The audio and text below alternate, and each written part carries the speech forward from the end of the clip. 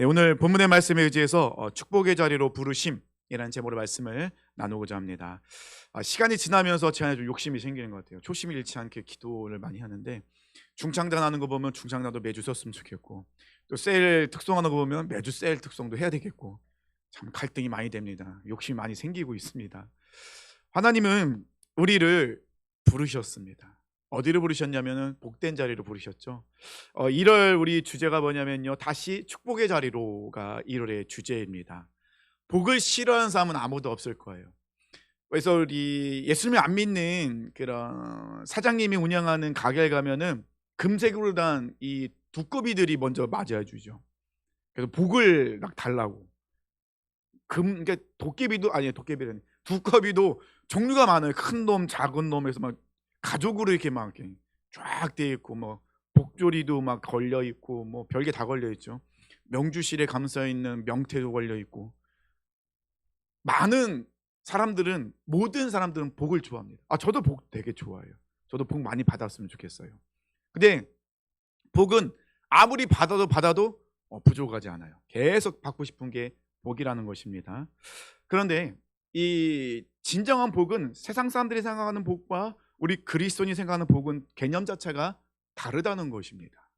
하나님께서는요, 창세기에서 하나님을 세상을 창조하신 후에, 그리고 사람을 창조하신 후에 가장 먼저 주신 것이 복이었어요.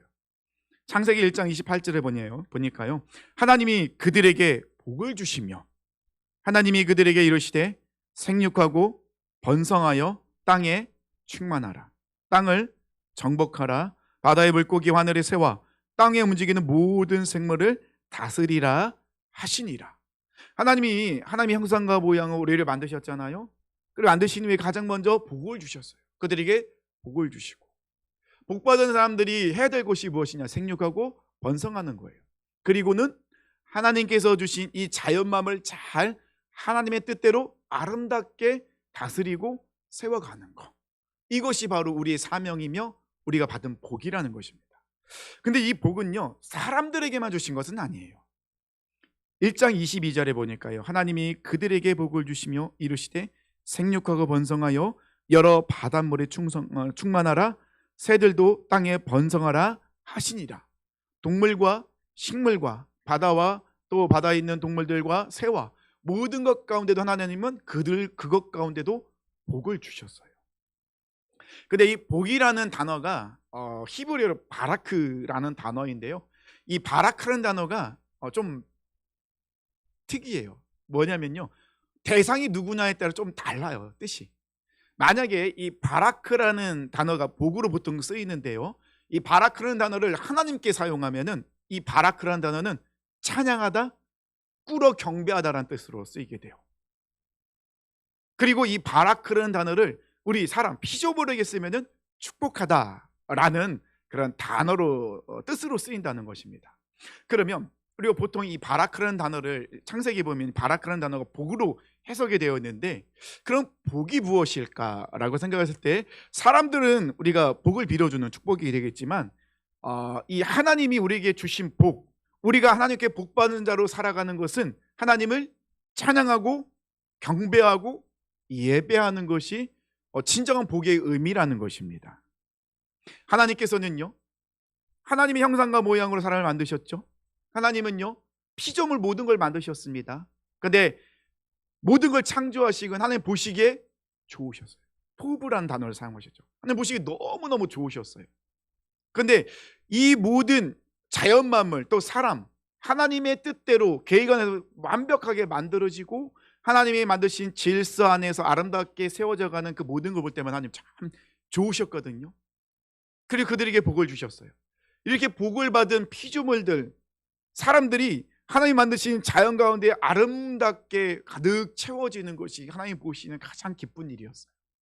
그래서 그거 모든 것과 하나님이 복을 주셨죠. 잘 생육하고 번성하도록 하나님 만드신 그 질서 안에서 서로 협력하여 아름답게 세워져 가는 것, 이것이 하나님 만드신 자연 만물 뜻과 계획이었다는 것입니다.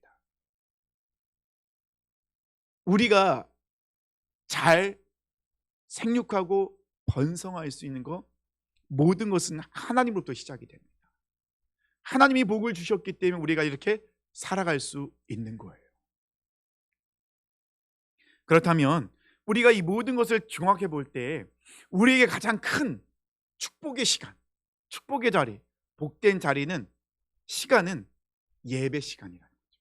하나님을 예배하는 그 모든 것이 가장 큰 복이며 복된 자리이며 복된 시간이라는 것입니다. 교회는 주는 그리스도시요 살아계신 하나님의 아들입니다 라고 신앙 고백하는 모든 사람들이 모여있는 그것이 다 교회인 거예요. 그래서 우리는 움직이는 교회잖아요. 두세 사람으로 예수님의 이름으로 모여있는 그곳이 바로 교회가 됩니다. 그러면 그 교회라는 것은 그 땅 가운데, 그곳 가운데 하나님이 어떻게 한다고요? 임재하신다는 것이죠. 다스리신다는 것입니다. 그들 가운데 함께 하시는 것이라는 거죠. 그래서 예배 시간은요, 나의 가장 소중한 것을 하나님께 올려드리는 시간이에요. 그래서 예배는요, 워십이라고 하지만 서비스라고도 합니다. 하나님을 찬양하는 시간, 하나님이 나에게 주신 것을 아낌없이 올려드리며 하나님께 영광 올려드리는 시간, 이것이 예배인 거예요. 신앙 고백, 찬양, 기도, 물질, 나의 재능, 시간, 나의 인생 모든 것을 하나님께 올려드리는 그 모든 것이 바로 예배인 것입니다. 우리가 이 모든 걸 올려드릴 때 하나님께서는 우리 가운데 왕으로 어떻게 해요? 좌정하시고 임재하시며 이 모든 걸 받으시죠.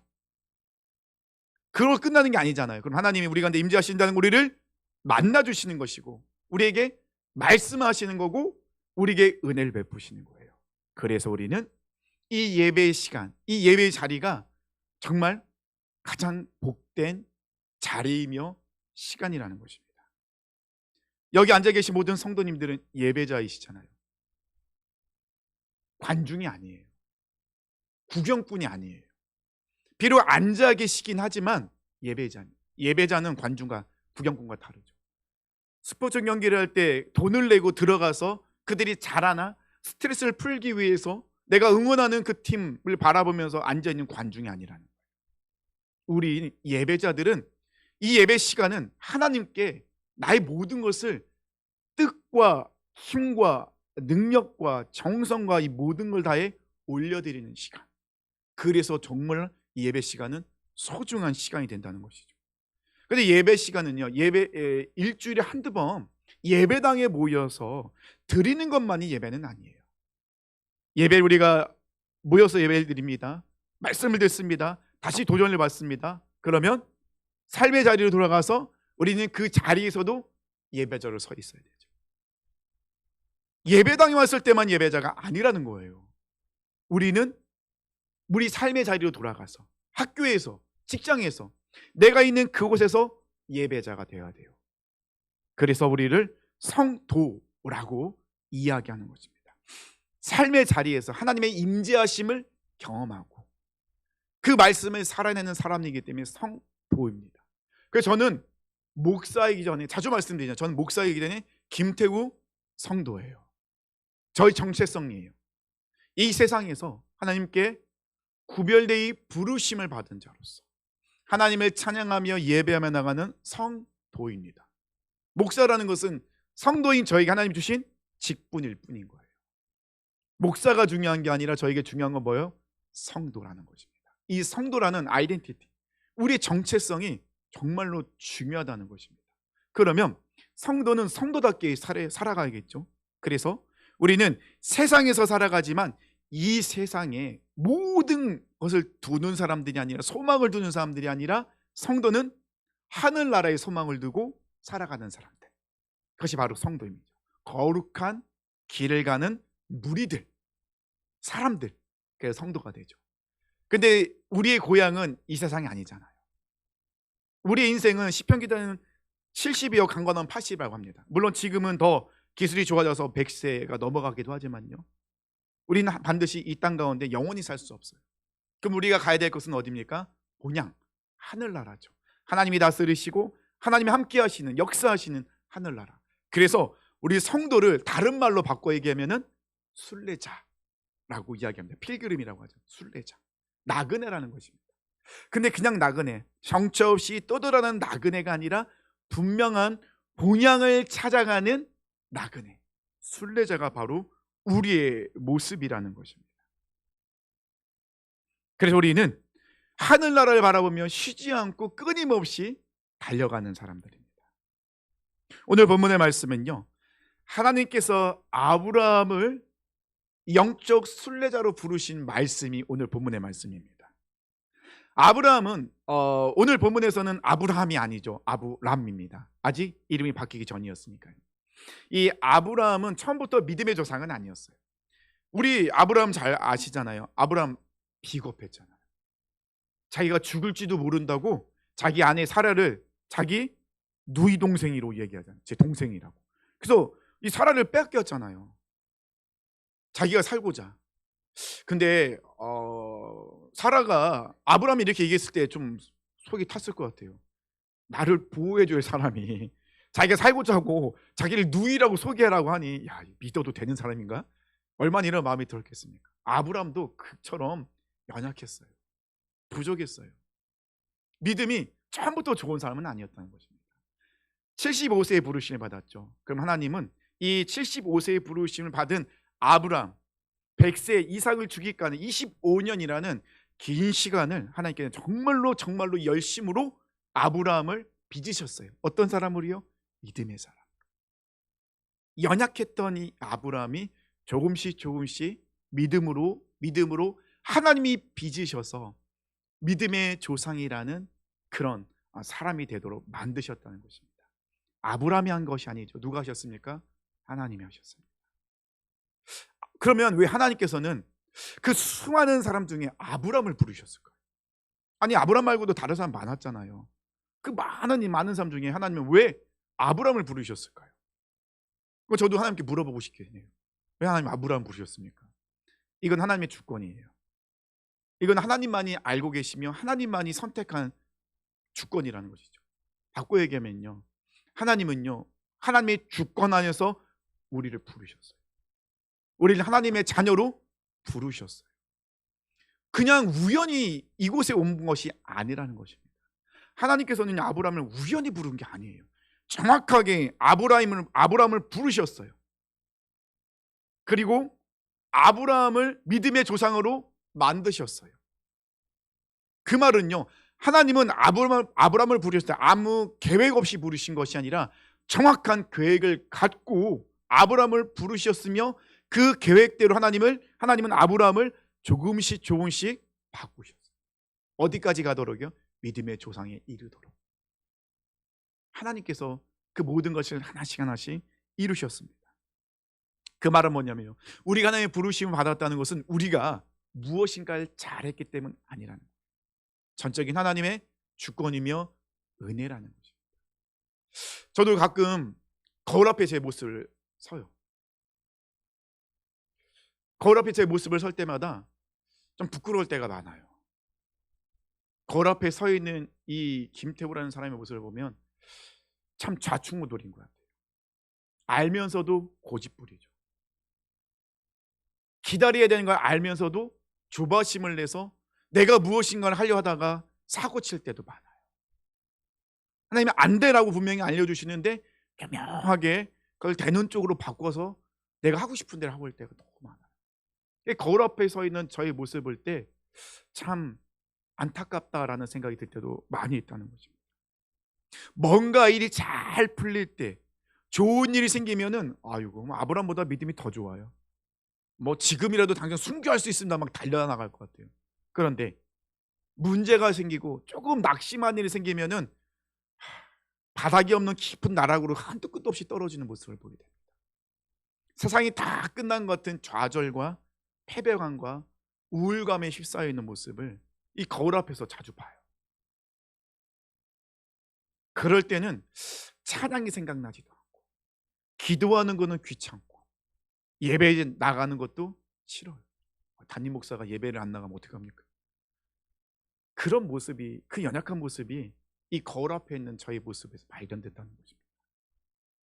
그렇게 한다고 해서 막 기도 안 하고 찬양 안 하고 그냥 입을 뒤집어 쓰고 막 혈기 부린다고 일이 해결되면 참 좋겠는데 전혀 해결되지는 않거든요. 역설적이지만 힘들 때, 마음이 낙심될 때, 그때가 하나님께 더 가까이 나아갈 때, 그때가 내가 믿음의 성장을 이루는 시간이며 기회라는 것입니다. 굉장히 역설적이죠. 힘들 때, 고난일 때, 아파할 때, 그때가 우리가 믿음의 성장을 이룰 수 있는 그런 모습이라는 것입니다. 단 조건이 붙습니다. 내가 고난 중에 있을 때 그냥 아무것도 하지 않고, 기도도 하지 않고, 하나님을 예배하지 않고 그냥 낙심되어 쓰러져 그 시간을 보내는 것은 크로노스 시간. 야곱이 베델에 있었는 10년의 시간, 하나님과 아무런 관계없이 하나님 기억하지 않는 시간, 그 고난의 시간에 아프고 힘들지만은 그 안에서 기도하며 몸부림치며 하나님 앞에 거하고 싶을 때, 이 시간은 카이로스의 시간, 하나님이 반드시 기억하신 시간, 내가 훈련되고 성장하는 시간이라는 것이죠. 하나님은 우리를 이렇게 부르셨어요. 오늘 본문 1절 보니까요, 여호와께서 아브라함에 이르시되 너는 너의 고향과 친척과 아버지의 집을 떠나 내가 내게 보여줄 땅으로 가라. 이 창세기 12장 보면요, 특히 이 12장에서는요 일부러 이 성경 창세기를 기록한 기자가 하나님을 여호와로 표현하고 있어요. 여호와께서, 계속 여호와께서로 표현하고 있습니다. 하나님이라는 단어를 쓰지 않습니다. 계속해서 여호와, 의도적으로 이렇게 사용하고 있다는 것입니다. 이는 하나님의 구원 사역과 선택된 백성을 향한 하나님의 언약, 즉 약속하시고 약속을 반드시 이루시는 하나님을 알려주고 싶은, 아브라함을 부르신 하나님은 아브라함을 향한 계획을 갖고 약속하셨으며 그 약속을 반드시 이루신 분이 하나님이시다. 이것을 알려주기 위해서 계속해서 여호와라는 하나님의 이름을 사용하고 있다는 것입니다.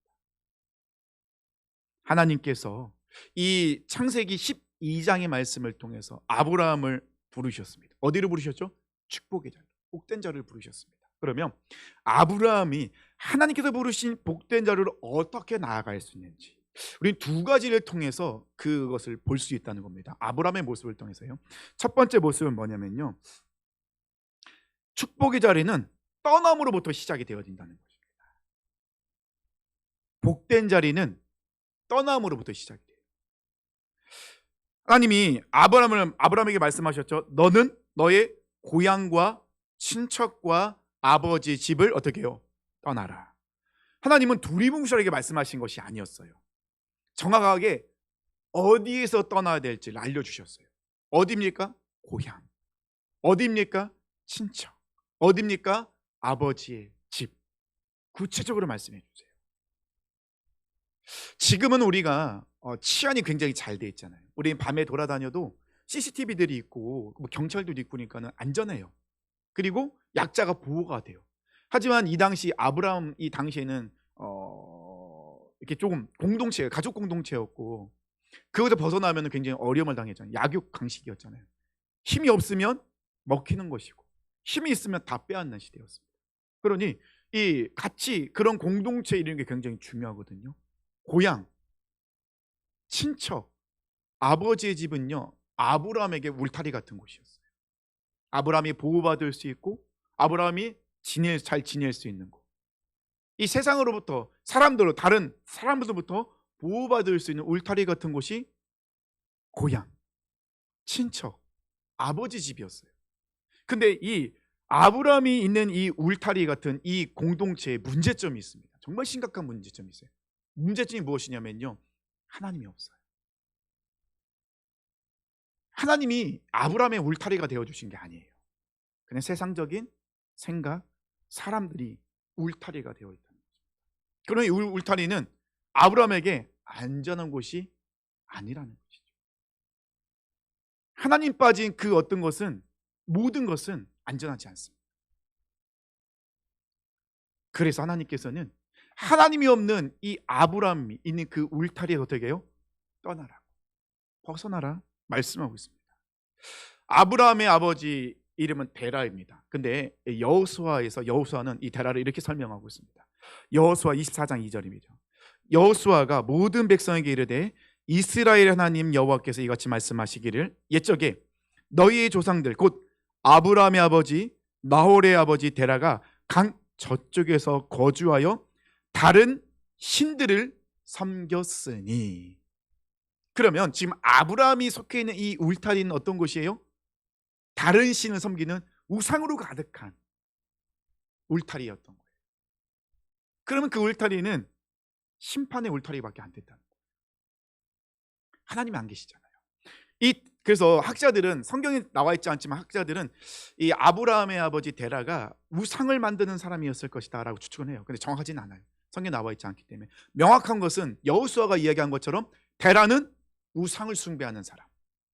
그 데라의 집, 아브라함의 집은 무엇이 있었다는 것이죠? 우상이 있었다.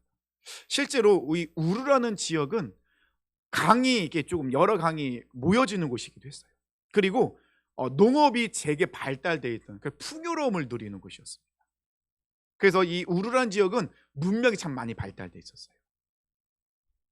수로도 있고 농업도 있고 상업이 발달되어 있으니까는 사람들이 어떻게 우르로 모여들겠죠. 문명이 발달된 곳에는 타락도 같이 일어나게 되잖아요. 많은 사람들이 자기의 물건을 팔기 위해서 각국에서 사람들이 모여듭니다. 그러면 이 사람들이 모여들 때 뭘 갖고 올까요? 자기가 팔 물건도 가져오겠지만 자기가 섬기는 신도 가져오는 거예요.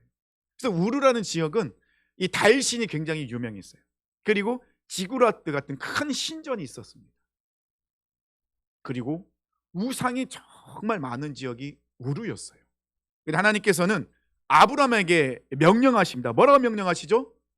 그 우상과 타락으로 가득한 우르, 친척, 아버지 집을 떠나라. 근데 아브라함이요, 어디서부터 부르심을 받았냐면요, 이 갈대아 우르 지역에서 분명히 부르심을 받았어요. 스데반 집사가 설교를 합니다. 사도행전 7장 2절로 4절 말씀 보니까요, 스데반이 이르되 여러분 부형들이여 들으소서. 우리 조상 아브라함이 하란에 있기 전, 우리 창세기 11장 31절에는요 하란에부터 시작이 되거든요. 근데 하란에 가기 전 어디입니까? 메소포타미아에 있을 때 영광의 하나님이 그에게 보여. 그러니까는 우르 지역에 있을 때부터 하나님께서는 아브라함에게 나타나신 거예요. 말씀하십니다. 이르시되 내 고향과 친척을 떠나 내가 내게 보일 땅으로 가라 하시니, 아브라함이 갈대아 사람의 땅을 떠나 하란에 거하다가 그의 아버지가 죽음에 하나님이 그를 거기서 너희 지금 사는 이 땅으로 옮기셨느니라. 하나님이 아브라함에 나타나셨어요. 떠나라고 말씀하셨습니다. 근데 아브라함이 떠날 때 온 가족이 다 같이 떠났어요. 하란까지는 왔습니다. 근데 하란에서는 더 이상 나가질 못하고 있었어요. 그 이유가 무엇일까 추측해 볼 때 아버지 데라였던 것 같아요.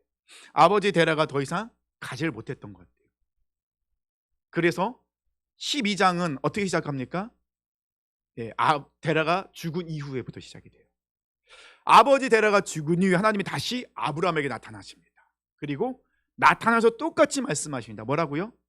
내 고향과 친척과 아버지 집을 떠나라. 그리고 내가 내게 보여줄 땅으로 가라.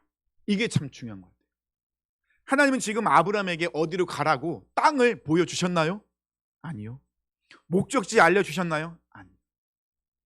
그냥 뭐라고 말씀하십니까? 떠나라. 내가 내게 줄 땅이 있다. 땅을 약속하셨어요. 그 땅을 너희 자손들에게 주겠다 약속하셨어요. 근데 아직 어딘지 몰라요. 보여줄 땅인 거예요. 우리가 착각하는 것이 많이 있어요. 착각하는 거 뭐냐면요, 하나님이 보여주시면 떠나겠습니다. 이게 우리가 보통 생각하는 거예요. 근데 하나님은 아브라함에게 뭐라고 말씀하세요? 떠나라. 떠나면 보인다. 우리는 거꾸로 생각해요. 보여주면 가겠습니다. 아니요. 하나님 우리에게 요구하신 건 뭐죠? 하나님 약속의 말씀을 듣고 떠나면 그때부터 보이기 시작합니다. 그때부터 하나님의 뜻이 무엇인지 깨닫게 되는 거예요. 떠나야 돼요. 본격적인 아브라함의 순례자의 삶이 시작됩니다.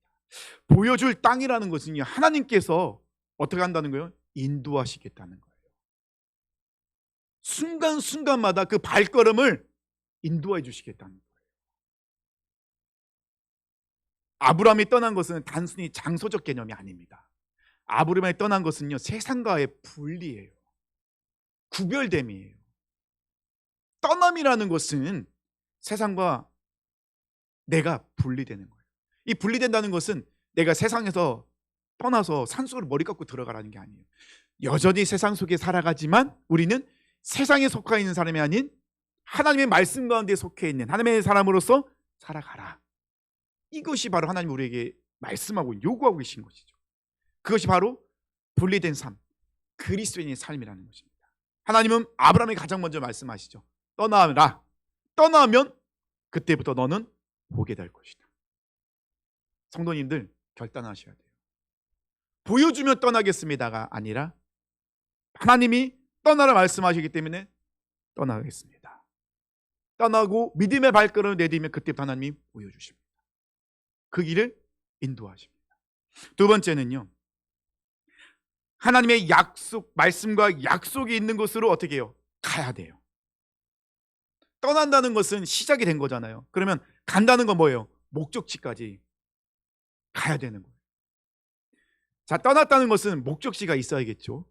근데 아브라함에게는 목적지가 어딘지 몰라요. 그래서 히브리서 11장 8절에 보면요, 믿음으로 아브라함은 부르심을 받았을 때 순종하여 장래의 유업으로 받을 땅에 나아갈새 갈 바를 아직 알지 못하고 나갔으며.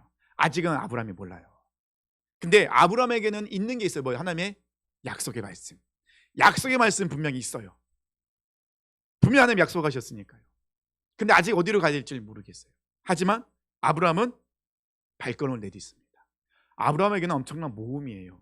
왜냐하면 어디로 가야 될지 모르잖아요. 그곳이 어떤 땅인지, 그 지역 주민은 어떤 주민인지, 이 여정 가운데 어떤 위험이 도사리고 있는지 몰라요.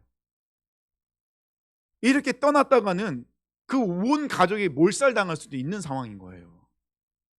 위험하죠. 두렵죠. 목적지를 알면 그래도 뭔가 내 나름대로 계산도 해보고 준비도 할 텐데, 그 하나님은 떠나라고만 말씀하셨으니 근데 떠나야 되는데 어디로 가야 될지 모르는 위험한 상황 속에 있다는 것입니다. 이 모든 선택과 그 결정을 가지고 가야 되는 이 어려움, 당시 아브라함은 하나님 깊게 경험했을 때가 아니잖아요. 이름도 바뀌기 전이었잖아요. 그러니 두려움함이 얼마나 있었겠습니까? 4절과 5절 우리가 읽지 않았지만요, 12장 4절과 5절 보면요, 이 아브라함이 여호와의 말씀을 따라갔고 롯도 그와 함께 갔으며 아브라함이 하란을 떠날 때 75세였더라. 가긴 가는데 좀 두려웠어요. 그래서 누굴 데리고 갑니까? 롯을 데리고 가는 거예요. 나름대로 의지할 만한 조카를 데리고 가죠. 아브라함이 그의 아내 사라와 조카 롯과 하란에서 모은 모든 소유와 얻은 사람을 이끌고 가나안 땅으로 가려고 떠나서 마침내 가나안 땅에 들어갔더라. 어떻게 하나님이 인도하심을 가다 보니 어디까지 갑니까? 가나안 땅에 가는 거예요. 근데 가나안 땅에 도착하긴 했어도 여전히 그 마음속에 두려움은 있죠. 이 땅이 정말 하나님이 약속하신 땅일까? 이때 하나님이 아브라함에게 나타나세요. 7절입니다.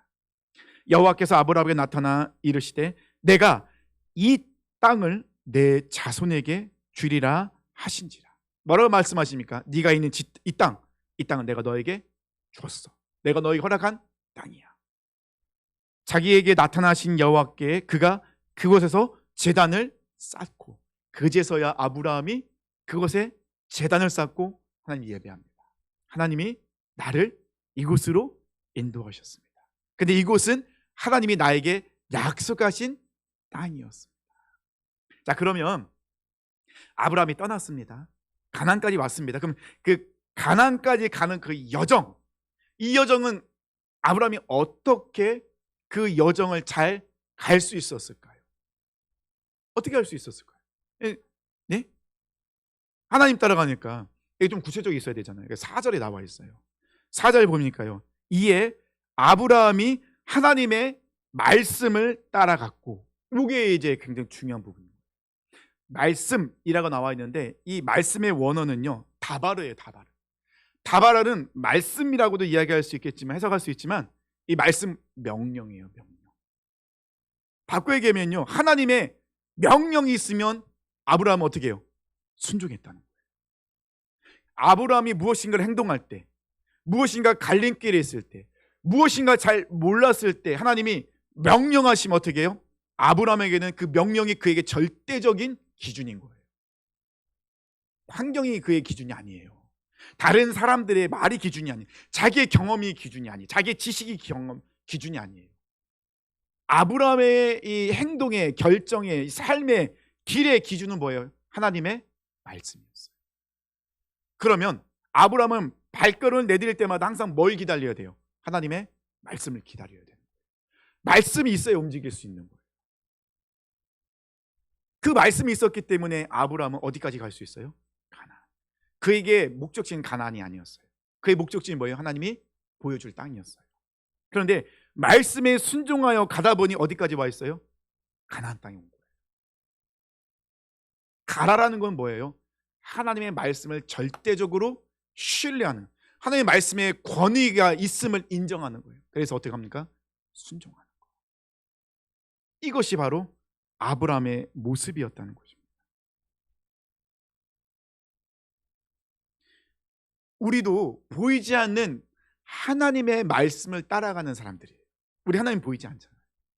하나님 내 눈앞에 딱 나타났으면 참 좋겠는데, 나타나셔서 태우야 지금은 가만히 있을 때 이렇게 말씀해 주시면 얼마나 좋은. 안 그렇잖아요. 우리는 보이지 않는 하나님의 말씀을 따라가는 사람들, 나그네의 삶, 순례자의 삶이죠. 아브라함처럼. 그러면 우리는 어떻게 됩니까? 아브라함처럼 여호와 하나님의 말씀이기에 우리는 그 말씀에 순종해야 돼요. 내 기준대로, 그리고 내 경험대로, 내 지식대로 살아가는 게 아니죠. 이렇게 살아간, 결국 가나안 땅에 도착한 아브라함이 하나님이 주신 큰 복이 있습니다. 그 복이 뭐냐면, 결론적으로 얘기하면요, 우리 하나님이 아브라함과 동행해 주시는 거예요. 2절과 3절 말씀 보니까요, 내가 너를 큰 민족으로 이루고 내게 복을 주어 내 이름을 창대하게 하리니 너는 복이 될지라. 이름을 창대하게 한다는 것은요, 아브라함을 존귀한 자로 여기셨다는 거예요. 그리고 더 놀라운 거는요, 너를 축복하는 자에겐 내가 복을 내리고 너를 저주하는 자에겐 내가 저주하리니 땅의 모든 족속이 너로 말미암아 복을 얻을 것이라 하시니. 누구든지 아브라함을 축복하면 하나님이 아브라함을 축복한 자에게 복을 주시겠대요. 그런데 만약에 아브라함의 손깍지라거나 공격하거나 저주하면 하나님은 그 사람을 저주하겠대요. 그 말은요, 하나님은 아브라함과 하나님을 어떻게 해요? 하나됨으로 여기고 계시다. 누군가가 아브라함을 공격하면 누굴 공격한 거예요? 하나님을 공격한 것처럼 여기시겠다는 거예요. 이게 보통 말은 아니잖아요. 하나님은 아브라함에게 떠나라 명령하시고 그 길을 인도하면서 저 멀찌가 뒤에 물러서서 제 3자처럼 아브라함의 인생을 바라보고 계셨던 게 아니라는 거예요. 아브라함이 하나님의 말씀, 약속의 말씀을 붙들고 어디로 갈지 모르지만 말씀의 순종에 떠났을 때 그 떠나는 그 길, 그 모든 발걸음은 누가 함께 하셨다고요? 하나님이 함께 하셨다. 하나님은 한 번도 아브라함을 떠난 적이 없으신 거예요. 그래서 아브라함이 복의 근원이 될 수 있는 거예요. 그래서 아브라함이 복의 사람이 될 수 있는 거예요. 바꿔 얘기하면요, 우리도 하나님의 부르심에 응답하여 이곳에 모였잖아요. 우리도 하나님의 말씀대로 살아가는 사람들이잖아요. 그러면 하나님 우리를 떠나시나요? 안 떠나신다는 거예요. 우리가 예배자로 선다는 건 뭐죠? 예배자로 나간다는 건 뭐죠? 그 하나님을 인정하는 거예요. 나의 주인으로, 유일한 신으로 인정하는 거죠. 그러면 하나님은 우리와 늘 함께 하시며 우리 삶을 지키시고 보호하시고 역사하시겠다는 것입니다. 하나님께서는요, 아브라함의 삶을 통해서 삶의 주관자는 하나님이 되심을, 복을, 진짜 복을 주신 분은 하나님이심을, 진짜 복은 하나님 안에 거하는 것임을, 그리고 하나님은 살아계심을 나타내기 원하세요. 누굴 통해서요? 아브라함의 삶을 통해서. 그걸 다시 적용하면요, 내 삶을 통하여 하나님이 그것을 나타내기 원하시는 거예요. 어떻게 할 때? 말씀에 순종하여 떠났을 때, 목적지를 향하여서 하나님이 보여줄 그 땅으로 쉬지 않고 가는 그 모든 여정을 통해 하나님은 하나님의 살아계심을, 복의 근원이심을 드러내시겠대요. 사랑하는 성도님들은 이런 영광스러운 축복의 자리로 부르심을 받은 사람들이에요. 그럼 우리는 말씀을 듣고 끝내면 안 되잖아요. 우리가 한번 고민해 봤으면 좋겠습니다. 내가 축복의 자리로 나오지 못하도록 막고 있는 것은 무엇일까? 내가 떠나야 될 곳, 하나님이 나에게 지금 떠나라 말씀하고 계신 그것이 무엇일까? 그곳이 무엇일까? 누구일까?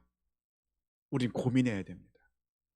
내가 분리해야 될 것이 무엇이냐? 아브라함은 본토, 친척, 아버지의 집은, 그러니까 아브라함에게 있는 그 고향과 친척과 아버지의 집은 하나님을 예배할 수 없는 곳이에요. 그곳을 떠나야만 아브라함은 하나님을 예배할 수 있어요. 그래야지만이 이 영적 순례자의 삶을 살 수 있는 거예요. 떠나야 됩니다. 그래서 출애굽 당시에도요, 모세는 바로에게 요구하죠. 우리가 여기서 떠나 하나님을 예배할 것이다. 모세도 똑같이 얘기합니다. 떠나야지 우리는 예배할 수 있다. 사랑하는 성도님들, 우리는 떠나야 돼. 우리의 가장 큰 축복의 자리, 복된 자리는 예배의 자리입니다. 그러면 우리가 복된 자리로 나오지 못하도록 우리를 자꾸 붙잡고 있는 것, 내가 붙잡혀 있는 것, 떠나야 될 곳, 우린 무엇인가 깊게 고민하시고 그리고 과감하게 순종하셔야 돼요. 내가 떠나지 않으면, 분리되지 않으면 우린 축복의 자리로 나갈 수 없습니다. 복된 자리로 나갈 수 없다는 것입니다. 하나님의 분명한 뜻과 계획을 갖고 우리를 복된 자리에 부르셨습니다. 다시 축복의 자리로 우리를 초대하고 계십니다. 이 말씀에 우리가 듣는 하나님의 사람이라면 우리가 아브라함처럼 하나님 보여주시면 떠나겠습니다가 아니라 하나님 말씀이 있기에 떠나겠습니다. 내 삶을 인도하옵소서. 그리고 우리와 동행하시는 하나님의 그 놀라운 섭리와 뜻하심과 함께하심 속에서 한 주간도 승리하시길 축원합니다. 말씀으로 끝내지 마시고 제발 한 주간 깊이 고민해 보세요. 내가 떠나야 될 곳이 무엇인가? 내가 어디서 분리해야 될 것인가? 나를 붙잡고 있는 곳은 무엇일까? 우리 고민하면서 정말 복된 자로 나아가시는 사랑하는 성도들 되시길 축원합니다.